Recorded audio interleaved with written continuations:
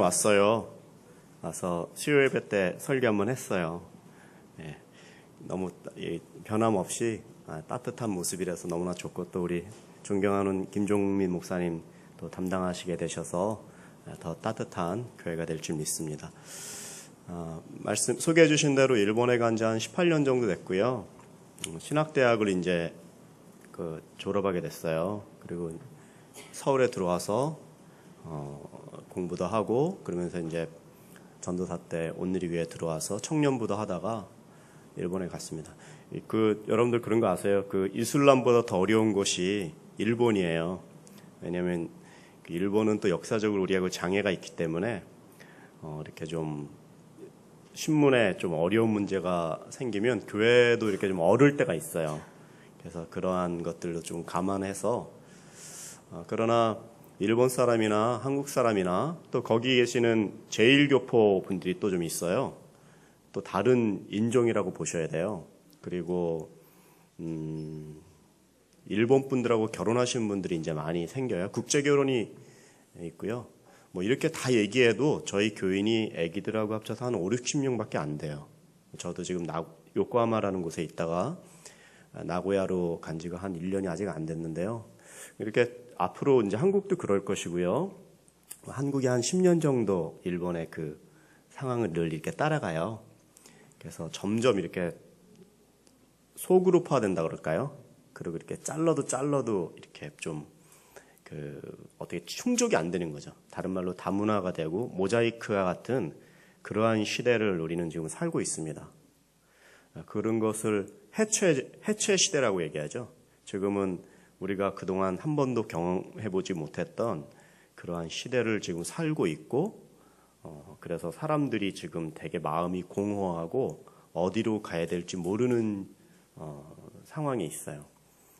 해체주의가 되고 사람들이 다 마음이 갈려져 있지만 그 영혼은 다 똑같은 것입니다. 일본 사람, 한국 사람이 처음부터 어디 있어요? 아담으로부터 온, 하나님으로부터 온 영혼을 가진 우리가 존재 아닙니까? 그래서 사람은 동물이 아니라 존재죠.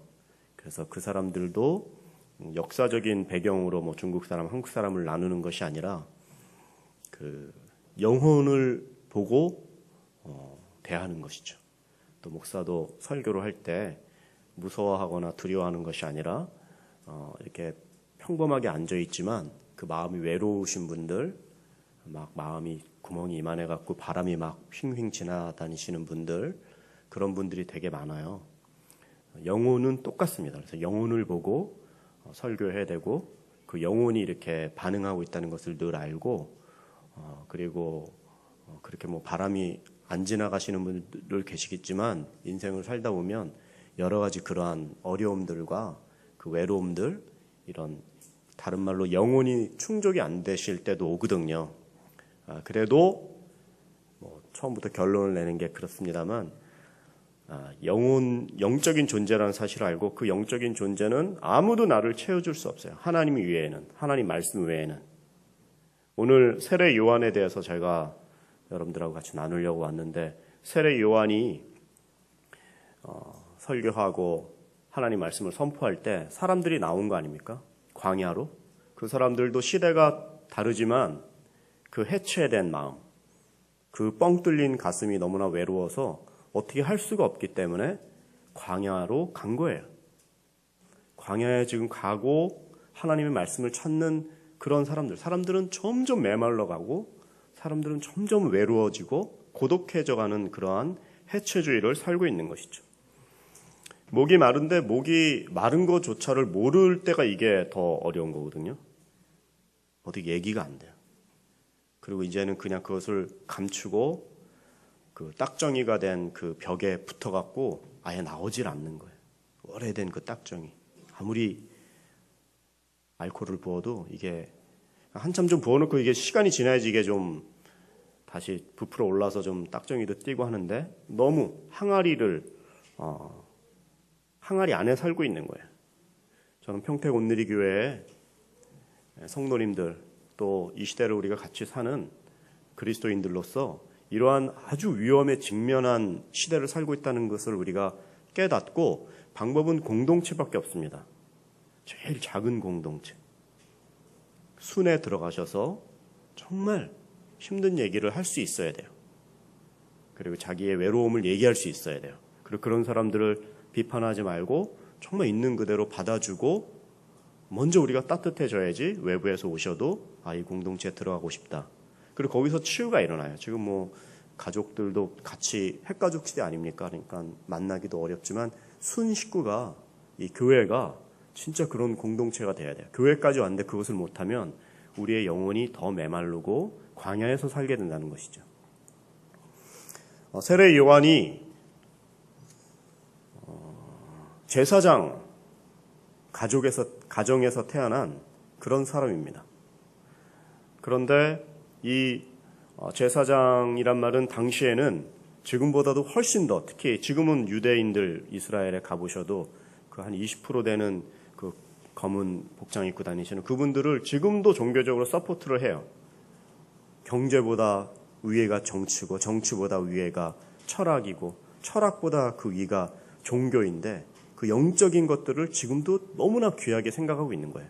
그리고 어떤 의미에서는요, 지도부예요. 이 제사장이라는 것은 기득권 세력이에요.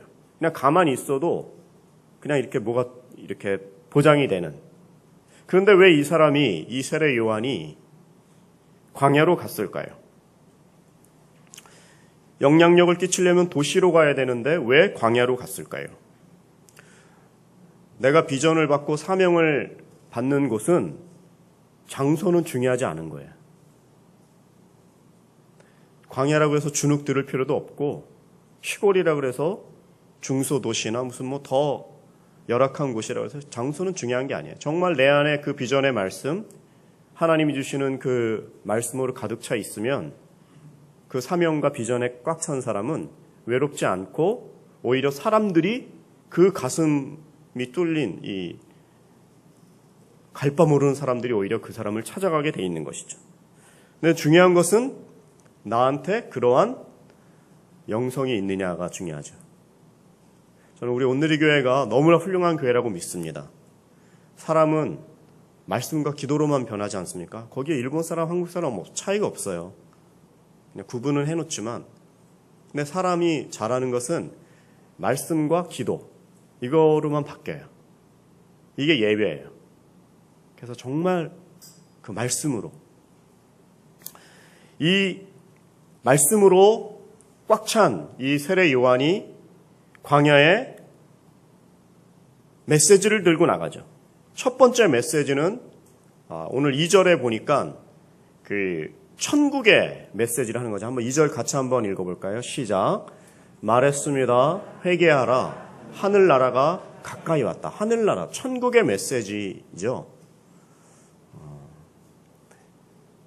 우리 한국이, 제가 이제 일본에 이렇게 살다 보니까 이렇게 한쪽에서 이렇게 좀 또 반대쪽으로 이렇게 우리나라를 이렇게 보고 있습니다.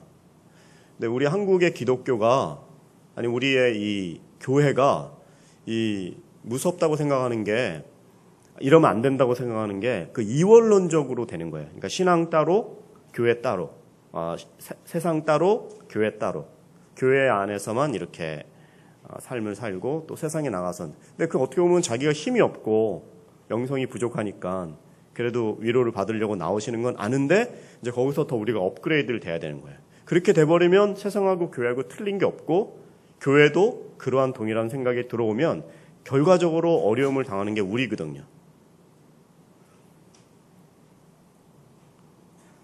세례 요한의 메시지는 천국이 가까웠다. 사람에게 한 번 죽는 것은 사람에게 정하신 것이고 그 이후엔 심판이 있다. 그럼 우리가 반드시 죽습니다. 그리고 죽는 그 다음에는 반드시 심판이 있습니다. 그리고 믿는 자에겐 천국이 있고 안 믿는 자에겐 지옥이 있어요. 예수님이 하신 말씀이에요. 그 지옥은 불도 꺼지지 않고 구더기도 죽지 않는, 사람마다 소금 치듯 프라이팬에다가 뜨겁게 달고서 굵은 소금 치면 막 튀기거든요. 그런 곳이에요. 이거는 타협을 하면 안 되는 메시지예요.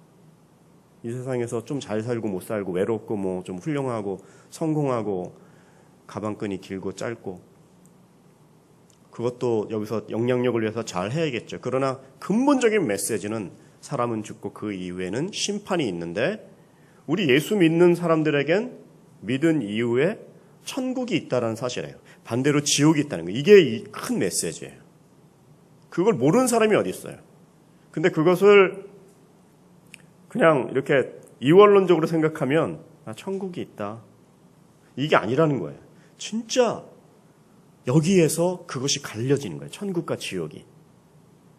그리고 진짜 외롭게 광야에서 하나님의 메시지 비전을 받은 이 세례 요한이 그 말을 했을 때 도시의 그 화려한 불빛을 다 등지고 세례 요한의 메시지를 들으러 가슴이 뻥 뚫린 사람들이 광야까지 온 거예요.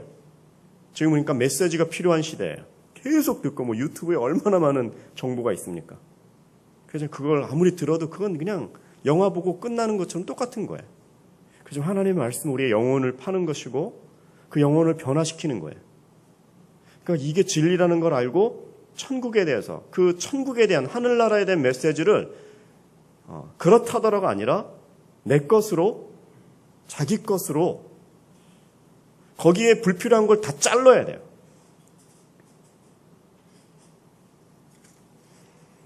세례 요한의 메시지처럼 원색적으로 내가 믿고 사람들에게 전하는 것. 그게 신앙이고 거기에서 기본이 출발 안 하면 계속 교회 와서도 훌륭한 사람들은 앞에 앉으세요. 네, 야고보서 말씀처럼. 네, 그러한 것이 되면 우리가 더 외롭고 더 소금을 그냥 아니면 모래를 사막에서 신기루 같이 그냥 집어넣는 거 똑같이 산다는 것이죠. 메시지 첫 번째는 천국이 가까워졌다. 두 번째 메시지는 회개에 합당한 열매를 맺어라. 8절에 좀 더 읽어보면 그런 메시지가 있어요. 회개에 합당한 열매를 맺어라. 이 회개는 이런 도덕적인 회개가 아니에요. 영적인 회개를 얘기하는 거예요. 영적인 개념이에요.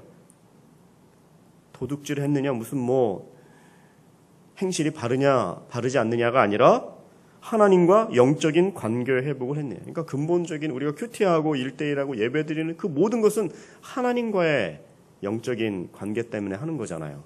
누구한테 보여주고 무슨 큐티 쓰고서 보여주려는 게 아니잖아요. 나 오늘 큐티했다 출석부 도장 찍는 게 아니잖아요. 회개에 합당한 열매. 우리가 이제 예수님을 믿으면 순간적으로 고백하는 순간 예수님을 믿으면 구원을 받습니다. 그런데 그 천국이 하늘나라가 있지 않습니까? 그러면 반드시 구원은 순간적으로 받지만 상급은 우리의 봉사로 받아요. 교회를 예수님이 저어 놓으신 거잖아요. 이게 무슨 인간적인 조직이 아니라 신학교가 없는 곳 공산주의에서도 교회라는 건물이 없어도 하나님의 말씀으로 그 영이 반응한 사람들은 천국을 사모하는 이 메시지를 갖고 다 살아간다고요. 크고 작은 교회로 구분하는 것이 아니라 그 안에 이제 메시지가 있느냐. 근데 교회가 이렇게 이 평택이면 좀 그래도 서울이 아니니까 약간 외곽 아닙니까? 그건 뭐 우리가 부인할 수 없는 거잖아요. 근데 이러한 교회를 봤을 때 저는 너무나 위로를 받고, 여러분들은 작은 교회라고 생각하십니까? 이런 교회는요, 일본에서는 대형 교회예요. 이렇게 성인들이 앉아있질 않아요. 일본 교회 80%가 지금 주일학교가 거의 무너져 있고요. 한 8,000개 정도 교회가 돼요. 한국은 5만 개 교회죠. 8,000개 교회 중에 평균 출석하는 인원이 30명이에요. 그럼 40명 정도 있다고 치면 48이 30이 하면 32만 명이에요. 현재 출석 인원이 1억 2천만 인구 중에. 그러니까 우리가 이 교회 안에서 우리가 모여서 공동체 생활하고 말씀을 나누는 이러한 이 상황이 한국 안에 하나님의 은혜로 주어졌다는 사실을요, 우리가 우리 시대에 그냥 겨우 나 혼자 살고 빠듯하게 살면 힘들어요. 그러니까 혼자는 다 그렇거든요. 다 외로워요. 그래서 적극적으로 교회 안에 들어오셔야 돼요. 그리고 적극적으로 봉사하셔야 돼요. 구원은 순간적으로 믿음으로 받지만 고백으로, 상급은 봉사하시고, 그 봉사라는 것이 다른 게 아니에요.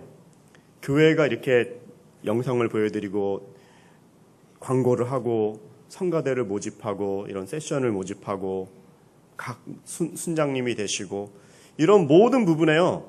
이렇게 들어가셔야 돼요.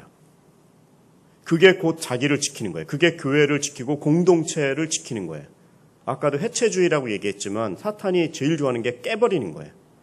성령님은 모으시고 사탄은 깨버려요.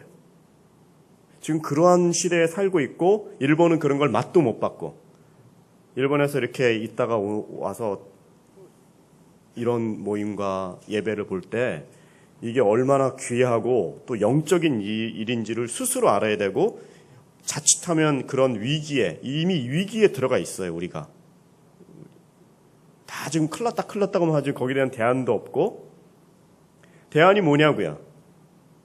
세례 요한이 얘기한 대로 회개에 합당한 열매를 맺어라. 교회 중심으로 말씀 중심으로 그건 다 알아요. 그걸 하셔야 돼요. 그 자리에 계셔야 돼요. 심은 곳에서 꽃을 피우셔야 돼요. 그게 안 되면 더 삭막한 미래가 기다리는 거예요. 교회의 직분을 받되 회개에 합당한 열매는 교회 직분을 받되 이걸 직분으로 포지션으로 생각하는 것이 아니라 정말 개인적으로 인격적으로 1대1로 예수님을 내 인생의 왕으로 모시는 그냥 그것만 되면은 당연히 그 주위에는요 따뜻해지게 돼 있습니다. 봉사를 하되 성령님의 음성과 인도를 따라가는 것. 회개에 합당한 열매는 그런 거예요. 자신을 나타내지 않고 주님의 음성을 크냐 작으냐가 아니라 따라가면 사람들이 모이게 돼 있어요. 그리고 이미 그런 관계가 되면 사람이 모이든 말든 초가삼간 이런 건 중요한 게 아니에요. 세례 요한은 천국의 메시지와 회개에 합당한 열매를 맺으라는 메시지를 가지고 그 당시에 영적인 큰 리더 하나님이 세우신 사람이 됐죠. 또 그 사람이 이 세례 요한이 있었던 환경은 광야였습니다. 광야는 안 보이지만 영안이 열리는 곳이에요. 너무 외로운 곳이에요. 너무 외로운 곳이에요. 고독한 곳이에요. 옛날에 하영주 목사님께서 이제 일본에 계셨을 때 한 목사님이라는 명성이 한국에서는 유명하신데 뭐 일본에까지 가서 아는 분들도 오시겠지만 조그만 예배는 많이 못 오시잖아요. 그러니까 그 크신 목사님인데도 한 사람이 들어오면 막 너무 반갑고 목이 이렇게 길어졌다고 그래서 들어오는 분들을 보고 정말 그 한 사람 한 사람이 귀한 거예요. 근데 그 외로운 광야의 시간, 고독한 시간을 그냥 외로움에 그래서 그냥 세지는 사람이 아니라 강해지는 사람이 아니라 외로운 것을 예수님하고 그 광야에서 그냥 떨어져 있다고 광야가 아니에요. 아무도 없기 때문에 광야가 아니에요. 그 광야라는 시간, 그 광야라는 환경, 그때 예수님하고 하나님하고 깊어지는 그 시간이 광야지 그냥 뭐 아무것도 안 하고 있고 그냥 멀리 떨어져 있고 은둔하는 거, 오타쿠라죠. 그냥 쑥 들어가갖고 그냥 나오지 않는 이게 아니란 말이죠. 세례 요한은 메시지가 분명히 있었고 그 광야 스쿨에서 하나님의 메시지를 받은 거예요. 이사야의 그동안 기다렸던 400년 침묵 기간 이후에 600년간이나 단절되어 있었던 그 이사야, 광야에서 외치는 소리가 깊어지면 깊어질수록 깜깜하지만 그 메시지가 광야에서부터 시작된 것이죠. 광야는 저주의 땅이에요. 아무것도 없잖아요. 오아시스가 가끔 있긴 하지만. 그렇지만 그 광야, 그러나 하나님밖에 매달릴 수밖에 없는 그 환경. 광야는 하나님만 집중하는 환경이에요. 어떤 상황에서도 도시에서도 광야가 있어요. 사람이 많아도 광야를 보내는 사람이 있어요. 사람이 없다 그래서 광야가 아니고. 하나님에게 집중하고 있다면 그분은 지금 광야 생활을 잘 하고 계시고 광야 스쿨에 잘 지금 이기고 계시는 거예요. 리더는 다 광야를 거쳐요. 아브라함도 브엘셰바 광야에 있었죠. 모세도 광야에서 40년간 양치기를 했죠. 여호수아, 엘리야, 바울도 아라비아 광야에서 3년간 유대계의 모든 것들을 깔때기처럼 딱 그 예수 중심으로 바꿨어요. 그 메시지를 받았다 이 말이죠. 세례 요한도 광야에 외치는 소리였어요. 외로운 곳이었지만 그곳에서 하나님의 메시지를 듣고 성령의 인도를 받고 사람들에게 메시지를 전달해 준 역할을 한 것이죠.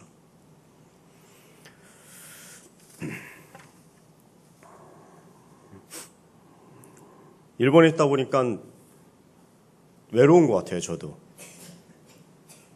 막 외로움에 사무쳐 보이지 않습니까? 사람이 듣지도 않고 반응도 안 하고 무시받는 곳이죠. 우리 여기 외국 분들은 안 계시면 할 수 있지만 뭐 필리핀 분이나 인도네시아 분들이 한국에 오셔가지고 한국에서 무슨 대학을 다녔는데 신학대학을 다녔는데 한국인들 대상으로 예를 들어서 뭐 그 자기 어떤 생판 모르는 종교를 전한다고 생각해 보세요. 한국 사람 오겠어요? 똑같은 거예요. 지금 그게 선교사예요. 그러니까 나는 선교사이면서 목사예요. 근데 오늘이라는 이렇게 귀한 공동체 안에서 지금 그것을 비전교회는 너무 중요하니까 비전교회를 세운 거예요. 그런 더 중요한 지역은. 그런데도 아는데도 너무 이게 떨어져 있으면요. 외롭고 힘든 시간을 보내다가 이제 나중에는 자기가 혼자 어떤 자생하는 능력이 생겨요. 근데 잘못하면 이제 고집통으로 가는 거죠. 그렇게 안 되도록 기도해 주셔야 돼요, 저희들. 그래서 모이면 기도해 주시고 기억해 주는 거예요. 네. 그냥 완전히 잊어버리고 나 몰라라가 아니라 우리 평택 온누리교회도 공동체 아니면 또 여기 계시는 그 외국인 분들 뭐 너무나 우리 잘 섬겨주시고 외국 예배가 있다는 것 자체가 얼마나 큰 관심이고 귀한 사역이라고 생각합니다.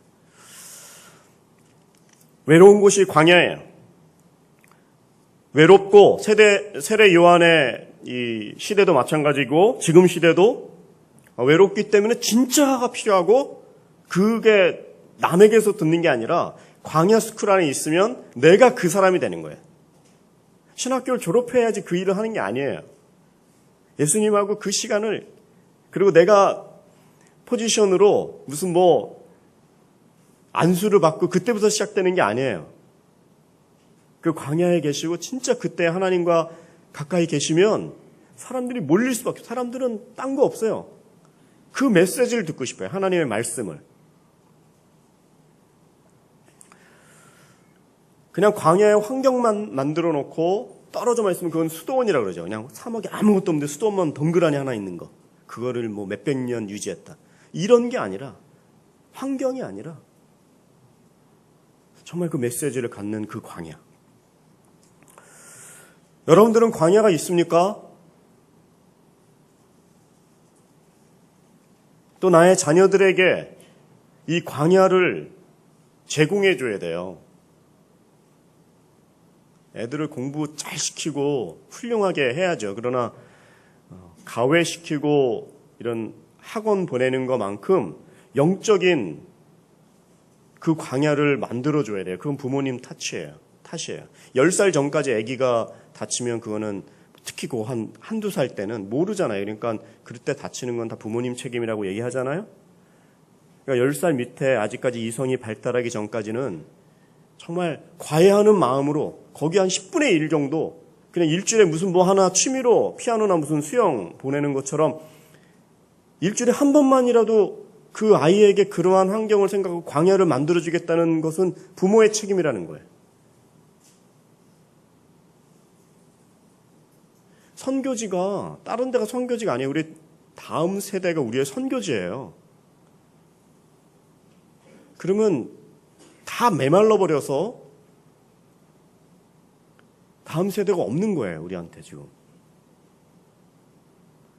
제가 뭐 한국말 잘 많이 안 하기 때문에 좀 어눌하게 들릴지 모르겠지만 제가 이렇게 말하는 게 전달이 됩니까? 여러분들에게?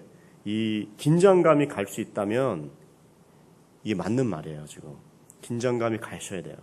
위기예요. 지금 큰일 났어요. 그것을 외부에 나와 있으면 나라를 떠나면 다 애국자가 된다 그래요. 그때부터 이런 비교를 하다 보니까 끊임없이 한국을 동경하지만 떠나 있기 때문에 더 잘 보이는 거예요. 광야 스쿨, 나도 마찬가지지만 나의 그 다음 세대가 지금 광야의 상황으로 만들어준다.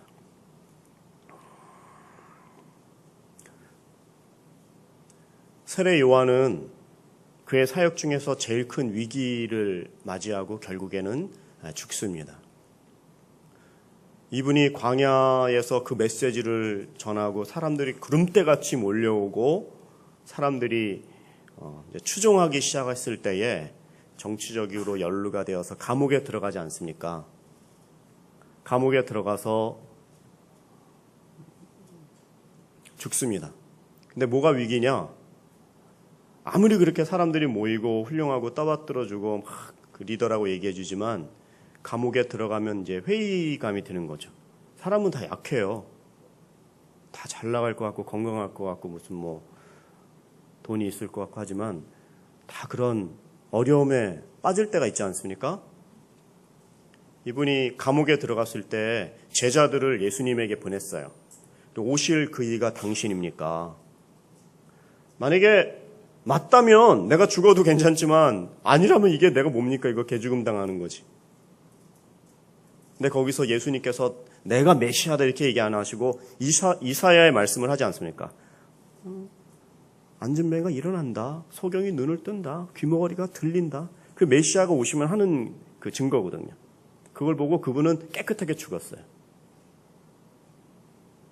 거기서 안 죽으려고 바둥바둥대고 예수님에 대해서 계속해서 그 회의감을 보내고 그래도 정확하게 뭐 사인을 하나 보내달라고 기적 좀 하나 보여내달라고 이랬다면 이분이 성경에 안 나왔을까요? 나왔겠죠. 그 말이 계속 나왔겠죠. 그대로.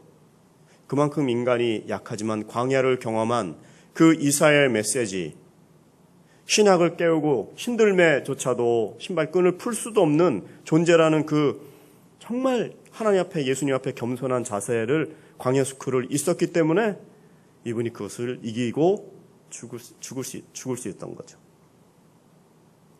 여러분 오늘 선교사님에 대해서도 영상도 보시고 저도 광야지만 제가 볼 땐 여러분들도 다 광야예요. 인생은 다 광야예요. 광야가 아닌 사람이 없어요. 다 외롭고.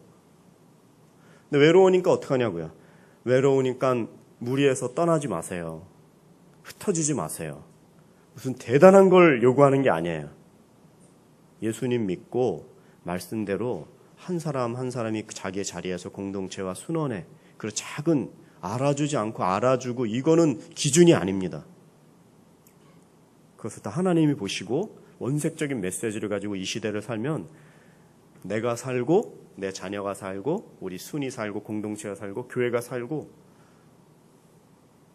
그게 힘입니다. 기도하겠습니다.